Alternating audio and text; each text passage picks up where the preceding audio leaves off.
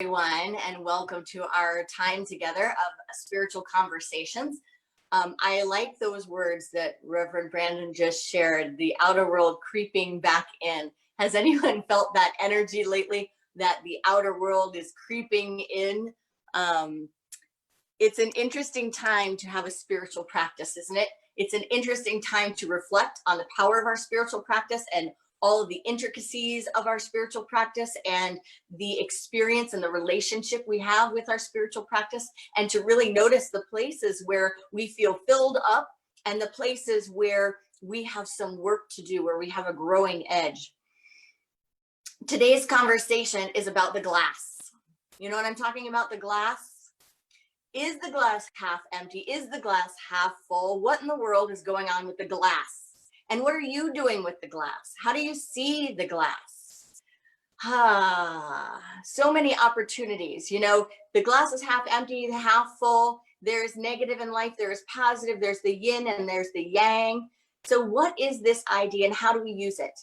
In Unity, we often teach that it is ours to focus on the positive, to tether your thoughts, tether your mind in the direction of the positive, because what you focus on, you get more of. What you focus on, you increase. And that is so true, isn't it? We have that experience in our own lives. But what does that have to do with this glass? And what does it have to do with the other half of the glass, the part that's not empty, you know, the part that's not full? We often in the human condition have a tendency to focus on the negative, to focus on what's missing. And often when we focus on what's missing or we focus on what's negative, we create more of it. And maybe not so much we create more of it, but try this on this morning. Try this distinction. We see that it's there more often. We stare at it more frequently. We engage it, we interact with it, and then sometimes we begin to live in it. But hold the possibility that there's not necessarily more or less because of how we use our minds or what we focus on. I was in our love and wellness Zoom room this week, and one of our beloveds shared her experience of focusing on the positive and the good. And I heard it when she said it, I heard it in a different way than I've ever heard it before. On a deeper level, it sunk in when she shared her experience, because there was something that she said that made my mind go to a place of, you know, the glass is still, it is still the way it is. The negative is still there and the positive is still there. The emptiness is still there and the fullness is still there. But oftentimes, don't we, as spiritual students, as students of truth, as metaphysicians, don't we often slip and tumble when we attempt to engage our practice of seeing the positive with the idea that it will somehow fill the glass? That somehow, in some way, if we do it enough, if we engage the practice enough, the glass will become full and it will never be half empty again. Just try this on, and with all analogies, they fall short if you keep going. So you could roll this one right off a cliff. But hold on to the gift that it has for a moment. Breathe into the place in our minds where we attach an if I do this, then this will happen, where we attach a cause and effect, or what turns out to be bargaining with God, to our spiritual practice. If I engage in this, then this will happen. We choose to focus on pulling out the good, and that is a beautiful practice in Unity. But what happens if we ignore the darkness? What happens if we ignore the other side? What happens if we ignore the empty part of the glass? Then we are actually not living the fullness of life with the glass we've been given. In fact, so much good comes from looking at things from a holistic perspective and not needing them to be sugar-coated, not needing them to be human good, but allowing them to be God good. You know, it's a question that's been recently posed in the ministers discussion group for very, very engaging and enticing conversation. And it's our unity teachings on God the good. So is it God the good? Can we look out at everything and say, it's all God and it's all good? And boy, is there a great discussion happening there. And that discussion can happen for us as well. What does that mean to you? To me, God the good doesn't mean that there is good when I see a horror happening. It means that it is my co-creative responsibility and opportunity to step into becoming the good, to being the good, to bringing out the good in everything and anything. So by looking at what is negative, by looking at what is difficult, by looking at what is half empty or all the way empty, or just has like a little drop or a little trickle in it. We've got a lot of little drops and trickles right now, don't we?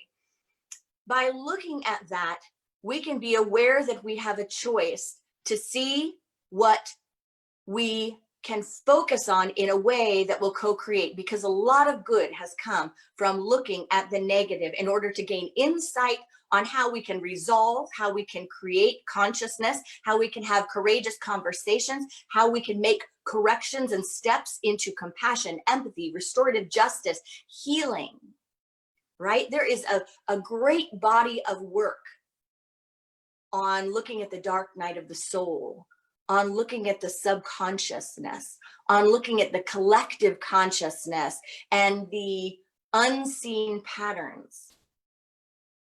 Unfortunately, many of us don't understand that we can choose how we see the level of water in the glass. Oftentimes we feel like we're recipients of life, that we have no control, that life is just happening to us. But let's take this analogy of the glass half full to a deeper level today. Assume we focus on the good. Is there a part in you that thinks that if you focus on the good in your own life, if you meditate enough, if you pray enough, if you sit with the positive enough and engage in the law of mind action, is there a part of you that has an idea that the rest will disappear? That the rest will vanish? Follow that thought. Follow that thought, because under that thought is the idea that somehow if I do this, then this will happen. If I practice enough, I will somehow become exempt from the human condition. I will somehow become immune to the opposite, immune to the part that I don't want to experience, that I don't want to see, or that I call bad, that somehow I don't think God is there, that somehow if I practice enough, I will be the example that defies natural law, that somehow I will overcome in a way that no other human does, that no other part of nature, that I won't have to operate according to the same laws or the same experience as all of nature. Just breathe into any part of you that may have somehow inherited, learned, heard, or thought that idea.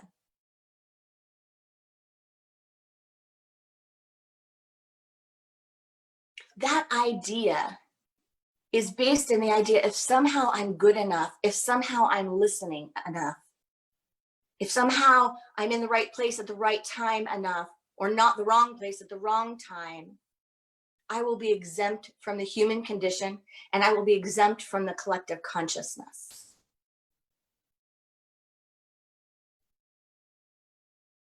That thinking leads us to the ideas that bad things won't happen to good people. It leads us to the ideas that somehow we'll be more protected than others. It leads us to the ideas that we'll defy natural law and become privy to some spiritual law that actually defies natural law. But spiritual teachers throughout time have actually lifted that teaching of natural law and spiritual law and taught us that spiritual law encompasses and embodies natural law. It is not a defiance of natural law. It is a superseding law. It's a law beyond this law, which that natural law operates within.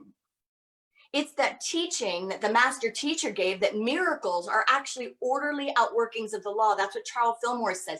Miracles are actually part of natural law. Now, just like a child learning mathematics, a child can't do very much with a set of numbers. A child at 5 years old, you give them a set of numbers, and what can they do with them? A certain amount of things. But follow that child that's been studying mathematics all the way through graduate school for a PhD dissertation, and so much more can happen. So much more is understood. So it's still the laws of mathematics, but there is a higher order. There is a greater understanding, a more mature understanding of what can be done and what our role is and how we can interact with numbers, how we can interact with mathematics, how we can apply it, how we can utilize it. So this idea of the glass half empty, the glass half full, if we only focus on the full part and we think that that is the practice, then we don't learn the fullness of what it looks like to behold the whole cup, to look at the full glass, not the full glass, but the full glass. What it means to look at the whole picture, to look holistically, what it means is this: it means that we learn to live in harmony with natural law. And with that living in harmony with natural law, we get to receive a sense of grace and a sense of well-being. We activate the law of grace and we experience wellness and wholeness at a deeper level. What it means is that when things happen, they still happen, but we see them differently. It means that we give up the idea of a punitive God. We give up the idea of a God that is playing favorites, and we give up the idea of a God that is making us run through a rat race, learning all of these things so that we can protect ourselves from the injuries of being a human being in this human experience. We give up the idea that when bad things happen, we have to always experience them as fully and completely bad. In fact, that word shifts, does it not? It changes, it evolves. In fact, we may find incredible God-given gifts in the midst of what the human condition experiences as bad. It means that we become an active agent, making those gifts move, bringing them from the invisible to the visible. And it means that we become less anchored in our human emotions and more interested in spiritual insight, healing, and experience. It doesn't mean that we won't lose someone we love. It doesn't mean that we're exempt from death. It doesn't mean that we won't experience the yin and the yang, the loss and the gain. Look at the master teacher. If it meant that, would he have gone through the crucifixion?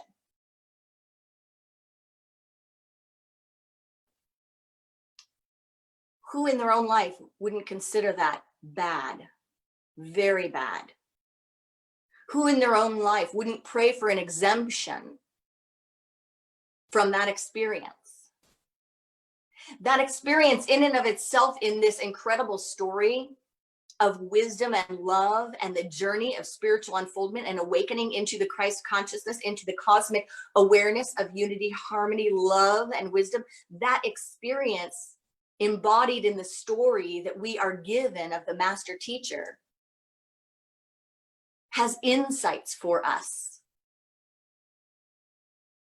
There's ideas that Jesus, the master teacher, could have wished it away, could have said, hey, let's just not have this happen.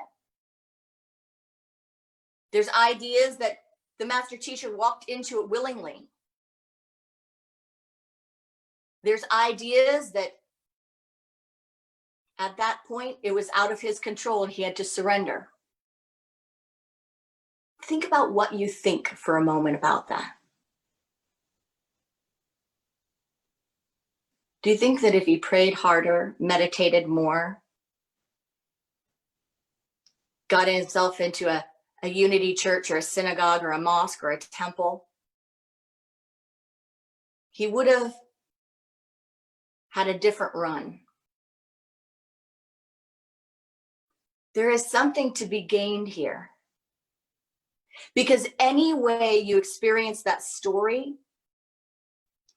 it flips everything upside down when you look at the crucifixion. Because there is a spiritual practice there showing us that what we consider bad, that what we wish we were exempt from, that what we think even the highest examples could be exempt from, is actually different, that there's something different there. There's more to the story. There's something to be looked at. So it's not that we won't lose someone we love. It's not that we won't go through hardships. It's not that we will defy natural law or somehow become so special that life doesn't happen around us, within us, to us, from us. It doesn't make you exempt from having a child with disabilities or special abilities or other hardships. But what may happen is that the appearance of a disability is overwhelmed by the clear and unmistakable gifts, lessons, blessings, and unique life with a child or an individual that brings you to your knees or to the height of your spiritual awareness, where you have an experience and an epiphany, an experience of God, of the grand overall design of God, the good, and you recognize that you're ready to live in a new field of awareness. You're ready to live in a way that you see through things. It becomes less appealing, and you become less interested in peeling apart creation and the universe and separating it into good and bad. You become less interested in that dynamic.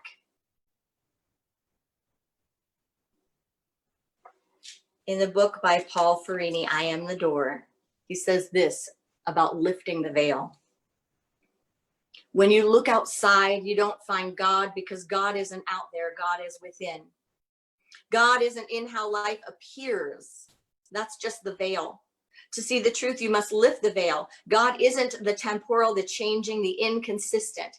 God is the eternal, the unchanging, the constant, because God is love and never stops being love. If you aren't looking for God within your heart, if you aren't looking for God within your own heart, you can live your whole life and never know that God exists. You can be bitter, resentful, angry.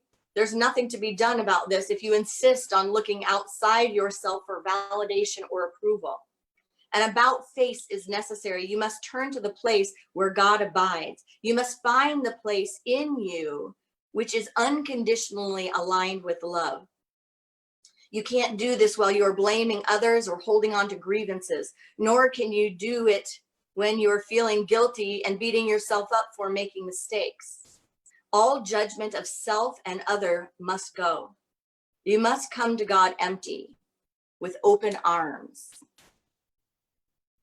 That idea that if I do this, then this, as far as being exempt from the human condition, leads us to shame, it leads us to guilt, it leads us into confusion. You know, I went to ministerial school. I've done a lot of spiritual reading, a lot of time in the practice. I have had a lot of supportive spiritual teachers. And I wasn't exempt from having 3 miscarriages. I wasn't exempt from having hardship that led me to question everything, to look at my practice, to look at my principles. I was not exempt from miscarriages and the possibility that this great desire in my heart to be a mother to a soul that was ready and wanting to express on this planet may not happen. And only if you knew my story so deeply would you know how very close that was so many times to not happening. The gift is that I'm not carrying around grief that is magnetic and continually building a story, focusing on all of the negative in my life. I also wasn't exempt from getting a divorce. I didn't manifest a soulmate that I thought in my 20s that I practiced and I did all of my affirmations, and every corner I turned, every place I walked into, I looked around, I tried to keep my eyes open. I thought, is that him? Is that him? Is that him? And it didn't happen from looking at the full part of the glass.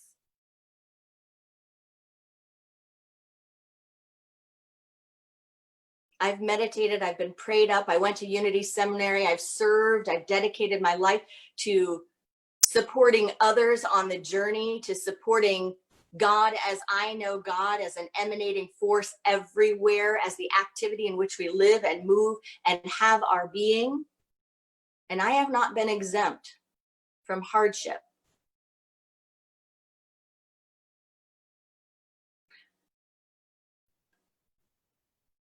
But get this, everything that happens, I take it into a deep space of engaging my spiritual practice. And sometimes that looks like a human practice that the line is blurred, and I dive into it. I listen to what people say, I listen to what I feel. This is what I got from that experience that led me to a non-traditional path, because believe me, it was my prayer, it was my intention to have this traditional path of home, marriage, family, children. It was a high intention. It was such a high intention that I think it was an assumption that that would just happen. It was an assumption that things would just happen like that. And I felt like I put all of my energy in those directions of, doing the right things, being in the right place, trying. But this is what I know. I held on to little tidbits. Like my sister would always say, I think your daughter or your son is finishing up a life in India right now. I think that they're finishing up a lifetime somewhere as a wise sage, and it'll be the right time when it's the right time. Holding the high watch, just saying, I know it and I'm seeing it. And I held on to things like that. And I just opened my eyes and I opened my mind and my heart to the questions that I could ponder. And now, being on the other side of some of that and being grateful that I'm not carrying around an intense sense of magnetic suffering around the whole experience, which I could be. Every one of us has the opportunity at any time to look at all the stuff, all the FOMO, the fear of missing out, all the stuff we're not getting. But boy, when we engage the practice at a deep level, the gifts are clear and unmistakable. What I know is that I was a different person then. What I know is that when I went through the last 10 years of my life, a lot of shifts happened. I had major healing and shifts around my family of origin. I had major shifts around relationship and my wisdom around there, my insight, my addictions, my energy, my unconscious patterns. I had a lot of shifts in my own self. And what I know is that that self would have created a vastly different environment for my child than the one I'm creating today. And what I know is that even though my intention and heart desire was for having a child and having that traditional picture, I can tell you that my highest intention, my sole intention, was to offer the best I can for the beloved that would choose to come through me, that I could support on this journey of life. And I believe that that is the intention that superseded the lower ideas of attachment and desire. We become less interested in peeling apart creation and the universe into good and to bad. We become more interested in beholding the whole glass. We operate according to spiritual law that embodies a higher vision than the limitations and the confines of the natural law. I believe this is true. But as Deepak Chopra said, in the natural world, creation comes forth with ease. A seed doesn't struggle to become a tree. It simply unfolds in grace.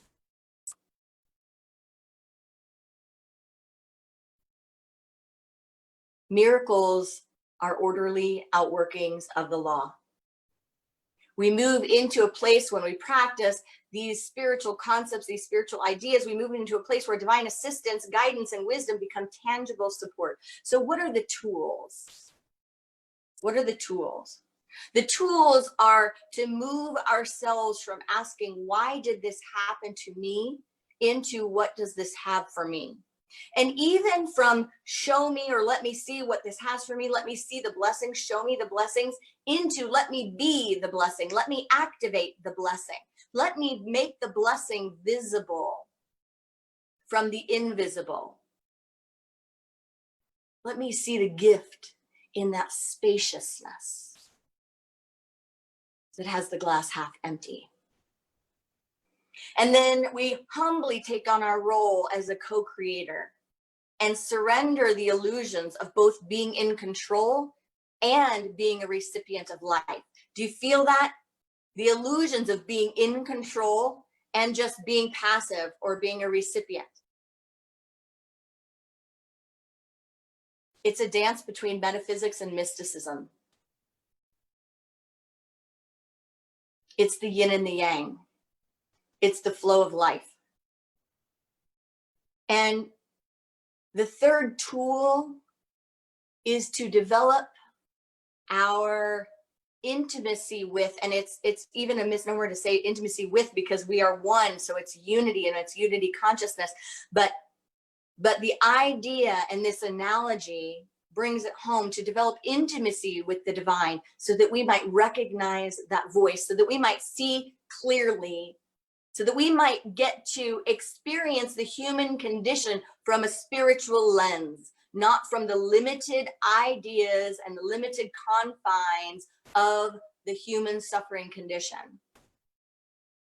Edward Fulhune, the minister that is now the head of the Centers for Spiritual Living, the spiritual leader of those centers, and also a spiritual leader in California. I had the honor of hosting him on AGT Live, and he is the author of some meditation books, and he had a beautiful way of describing developing this meditation relationship in a way that I had not quite heard yet before. But he said, you know, if we are to trust someone, if you meet someone and you meet them for the first time, are you going to trust them? Are you going to give them the keys to your car, your life? Are you going to listen to what they say when they try to guide you or direct you? No, probably not. You have to know them and they have to know you. So you need to spend time together. You need to build intimacy. If you want to engage in this experience of having the trusted advisor, we have to first set aside some time. Spend time together. He said that when you spend some time together, you start getting to know their voice. You start recognizing that voice. And then after you spend some time together, you start recognizing the voice, you develop some intimacy. And then when you develop some intimacy, you develop some trust. And then through that process of really engaging and having time together, you really do begin to recognize that voice out of all of the others, that experience out of all of the others. And you begin to be able to lean into that in greater and greater ways. So our call is not necessarily just to look at all of the things in the world and call them good. It's not necessarily to look at a glass and hope to God, if you keep staring at the full part, the empty part will go away. But it's being able to metabolize life in a way that is beyond good and bad, in a way that embodies love and grace and wisdom, to surrender the struggle, and also at the same time to take on the co-creative charge, to find our creativity. Let the yin and the yang swirl, shake up the glass. Those energies swirling and mixing are where creativity births from. To find our strength, focus on the good. To find our power, presence the bad. And to find our God, balance, surrendering, control, and co-creating. Namaste.